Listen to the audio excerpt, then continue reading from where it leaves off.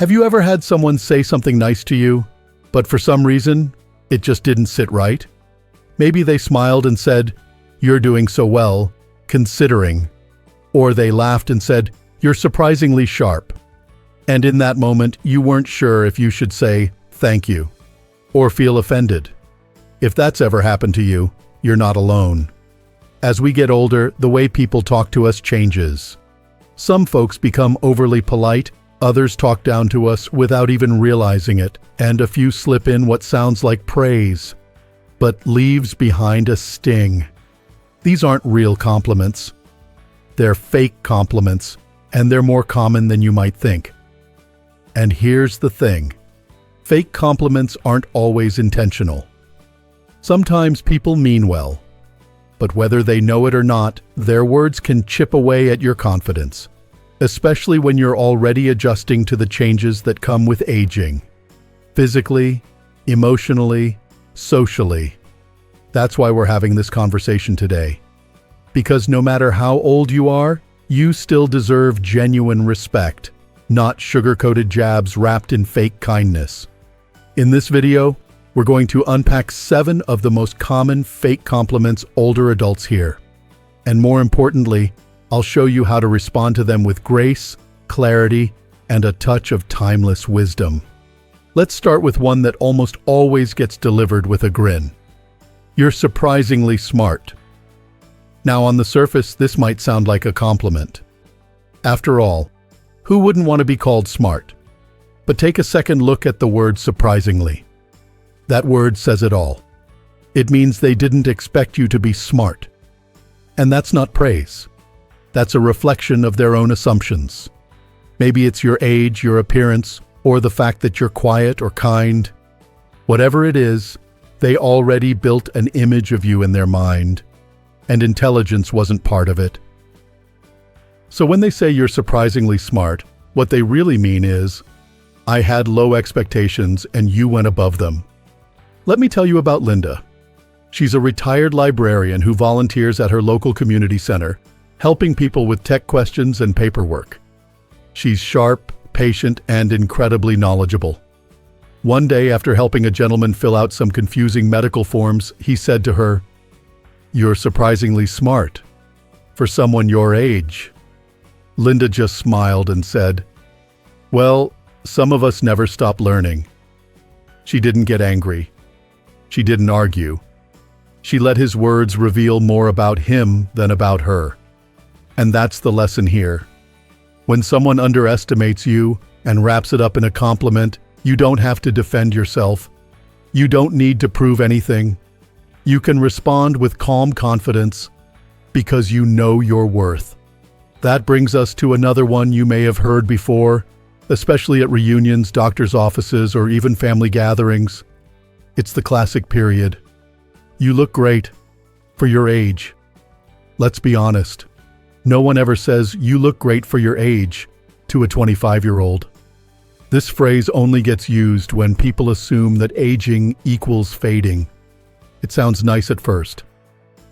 But that little tag, "for your age," turns the whole thing into a backhanded compliment. It's like saying, "You're doing better than expected" for someone whose best years are behind them. And that's not fair. Susan, a 68-year-old yoga teacher in California, told me she hears this all the time. She's vibrant, full of life, and takes good care of herself. Not because she wants to look young, but because she values her health. After one of her classes, a younger woman came up to her and said, "Wow, I hope I look half as good as you when I'm your age." Now, that woman probably meant well, but it still placed Susan's beauty within the context of aging, as if her appearance is only impressive because she's defying expectations. Susan could have brushed it off or laughed, but instead, she said something powerful. She smiled and replied, "You know, feeling good is even better than looking good. And that part only gets better with age." What a graceful way to turn the focus inward, to what really matters. You see, we don't have to pretend we're still 30. There's no shame in aging. In fact, there's power in it. Wrinkles, gray hair, softer skin. These are not flaws. They are marks of life. Every year we've lived has given us something no one else can take away. Wisdom, clarity, and the ability to see what's real and what isn't. And that leads us to another tricky one. Have you ever worn something a little bold? Maybe a bright scarf, a stylish hat, or even a dress that made you feel alive again. And someone said, "You're so brave to wear that?" At first that might sound supportive. But if you really listen, what they're saying is, "I wouldn't wear that if I were you, but good luck." It's not really about the outfit. It's about how they've decided someone your age should look. And because you stepped outside their little box, they dress it up as bravery. Barbara, a 73-year-old retired art teacher from Ohio, told me she once wore a colorful patterned jumpsuit to her granddaughter's birthday party. She felt fun, expressive, and confident. A neighbor leaned over and whispered, "You're so brave to wear that." Barbara didn't miss a beat. She smiled and said, "No bravery here, just style and freedom." And that's exactly it. You don't need courage to wear what makes you feel like you. You don't need permission. You don't have to shrink to make others feel comfortable. If someone else finds your outfit surprising or even uncomfortable, that's on them. Their judgment says more about their own limitations than it does about your choices. You've earned the right to express yourself however you want. Age doesn't mean you have to fade into beige. You've spent decades becoming who you are. Why start hiding now? The truth is, many people use compliments not to lift others up, but to keep them in a certain place. Whether it's about your intelligence, your appearance, or your style, these comments often come with invisible strings. And the beauty of growing older is that we begin to recognize those strings. We see through the illusion. We hear what's not being said. And we no longer have to pretend that backhanded praise is kindness. You can respond with a smile, with a short but powerful phrase, or sometimes with silence.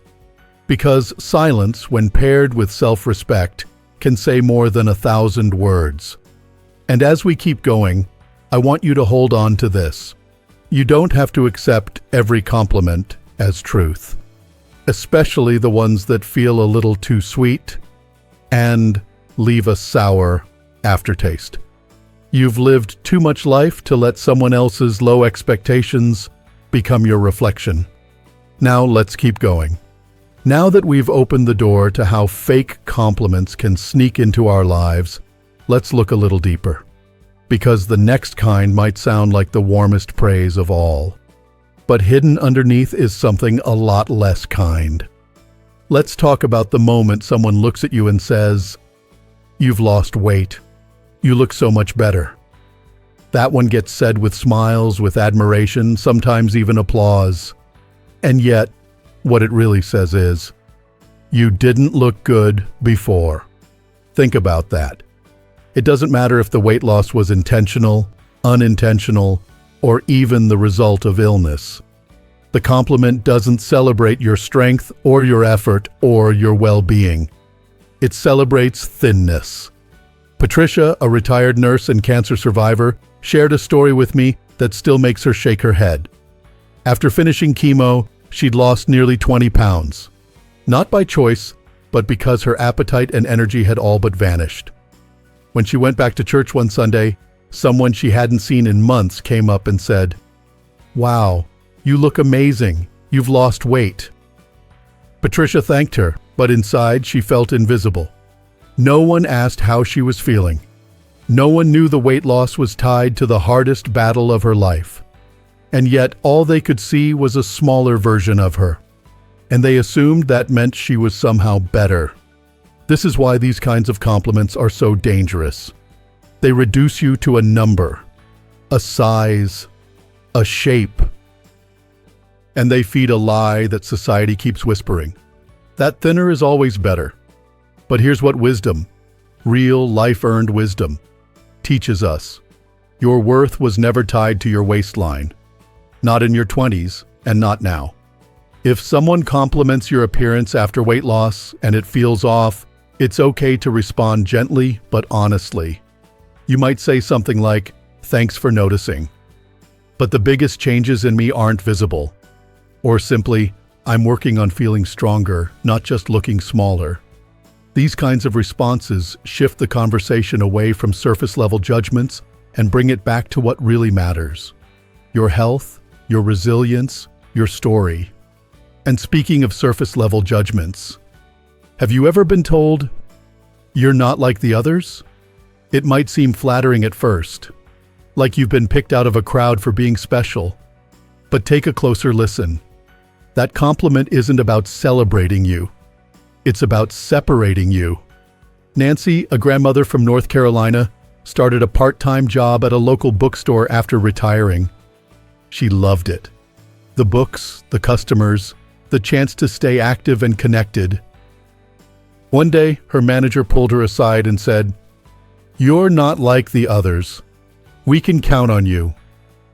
It sounded like a compliment, but Nancy soon noticed that her coworkers were being talked about behind their backs. What she realized was this: the manager wasn't lifting her up. He was trying to create division. Because when people are divided, they're easier to control. When someone says, "You're not like the others," what they're often doing is encouraging comparison, competition, even mistrust. And that's not healthy for friendships, for workplaces, or for families. A true compliment builds connection. It says, "I see something beautiful in you," without needing to tear down anyone else. So if someone ever says that to you, and it feels more isolating than encouraging, you can respond with kindness and wisdom. Say something like, "I appreciate that, but I think we all have something to offer." That simple sentence can stop manipulation in its tracks and remind everyone that respect is not a competition. You see, people who want to control others often use praise in strange ways. They don't always shout. Sometimes they whisper sweet words, but the message underneath is still power. And as we age, we become especially good at recognizing that. We know what real love sounds like. We know the difference between kindness and control. Tom, a retired social worker and longtime friend of mine, once said something that stuck with me. He said, "You can tell what someone thinks of you, not just by what they say, but by what they assume." That stayed with me, especially when I hear phrases like, "You're too nice." Too nice. That one's tricky. It sounds almost admiring, but often it's a warning in disguise. What they're really saying is, "You're soft," or "You're too trusting," or worse, "People will walk all over you." Tom heard that one for most of his life. He's the kind of person who helps carry groceries for his neighbors, who volunteers to drive folks to doctor's appointments, who remembers birthdays and writes thank you notes. One day, a coworker told him, "You're too nice. People are going to eat you alive." Tom didn't change, but he did get clearer on one thing: kindness is not weakness. It takes strength to stay compassionate in a world that often rewards selfishness. It takes backbone to stay soft in hard times. When someone tells you you're too nice, don't shrink. Don't become cold just to fit their idea of toughness. Instead, hold on to your warmth, but learn to guard it with boundaries. You can be kind without being a doormat. You can say yes with joy and no with peace. There's something powerful about being an older adult who still believes in decency and who knows how to protect their heart without building a wall around it. That's the kind of strength the world needs more of. And remember this: people will always have opinions. They'll judge, they'll praise, they'll misunderstand. But you get to choose what to accept and what to gently return with a smile and no strings attached. You don't have to argue. You don't have to over-explain. Sometimes all it takes is standing in your own truth, knowing who you are, what you've lived through, and what kind of energy you want to carry forward. Because if there's one thing this life teaches us with time, It's this: compliments don't define us. Character does. And the older we get, the more clearly we see what's real and what's just noise. So whether someone praises you with an "I didn't expect that from you," or a "you're doing great," for your situation, you have a choice. You can let those words shape how you see yourself, or you can rise above them, grounded in your own knowing. Let's keep going. Let's pause for a moment here and take a breath. You've probably been hearing these kinds of compliments for years, maybe even decades. Some of them are subtle. Some sound polite. Others come from people you love. But all of them share one thing in common. They leave you with a feeling that something wasn't quite right. Now let's look at one final example that might sound harmless, even supportive. It's the phrase "period." You're doing great, considering your situation. At first, it feels encouraging, uplifting even.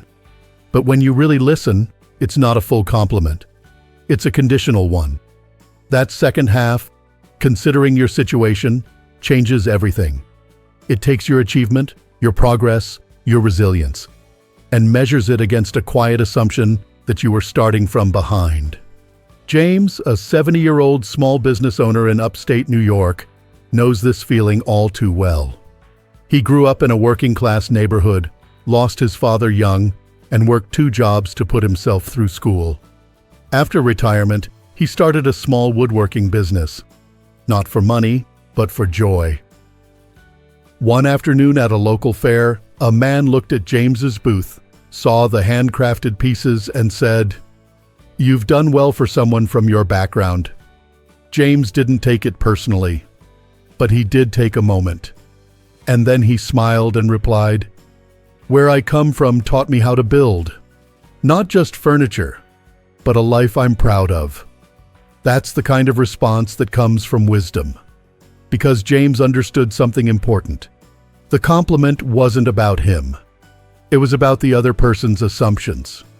Their limited view of what someone like James was supposed to become. This is why words matter. When people attach praise to your supposed disadvantages, it quietly implies that your success is unusual, maybe even undeserved. But the truth is, your path is yours. It's not meant to be judged or graded by someone else's expectations. You've lived through changes, losses, comebacks, growth. You've adapted in ways others don't always see. So when someone offers you praise wrapped in surprise or comparison, you don't have to carry their narrative. You have your own. And here's something I want you to hear clearly. Every chapter of your life holds value. Not just the polished parts, not just the easy seasons, but the struggles too. The resilience, the courage, the quiet strength it took to keep going. Those things matter. So what do we do when people offer us compliments that aren't really compliments? When the smile says one thing, but the message says another, we respond with wisdom. Not sarcasm, not bitterness, but calm, clear dignity. Sometimes the wisest response is simply a pause, a moment of stillness that says, "I heard what you said, and I see what you meant." Other times, it's a gentle redirect, a way to bring the conversation back to truth. Like saying, "Thank you, but I don't measure myself by that." Or, "What matters most to me is how I feel inside." The beautiful thing about growing older is that you gain the gift of clarity. You no longer feel the need to explain yourself to everyone. You stop performing for approval. You begin to understand that not every compliment needs to be received, and not every criticism needs to be answered. And if you're someone who has spent years putting others first, trying to stay polite even when words stung a little, let me tell you something. You have permission now. Permission to draw boundaries. Permission to protect your peace. Permission to name things for what they are. Fake compliments. You'll see them faster now, because you've been around long enough to know the difference between flattery and respect, between sweet talk and sincerity. And once you recognize that difference, you become unshakable. You start to respond not with defensiveness, but with strength. Not with anger, but with self-assurance. You don't absorb the insult wrapped in praise. You let it pass like a breeze, and you keep shining. You keep showing up as yourself without needing to shrink or prove or perform, because real confidence isn't loud. It doesn't need applause. It's quiet. It's steady. It's knowing who you are and walking through the world with grace. Whether people praise you honestly, misunderstand you completely, or offer compliments that aren't quite compliments. So today, I hope you'll take this to heart. Your worth isn't up for debate. Your dignity doesn't depend on how someone phrases a sentence. And your value is not defined by age, appearance, background, or circumstance. It's defined by who you've become through it all. And if no one's told you this in a while, let me be the one to say it now. You are strong. You are wise. You are enough just as you are. If this video made you feel seen or helped you find clarity, I'd love to hear your thoughts in the comments. What's a fake compliment you've received before? And how did you handle it? Let's share and learn from each other. And if you found this helpful, don't forget to click like and subscribe to our channel, Strong Elderly Life, for more videos like this, made just for you, with heart and honesty. Because we're all still learning, still growing, still rising. And this journey, it's far from over. Here's to living your best life, at any age.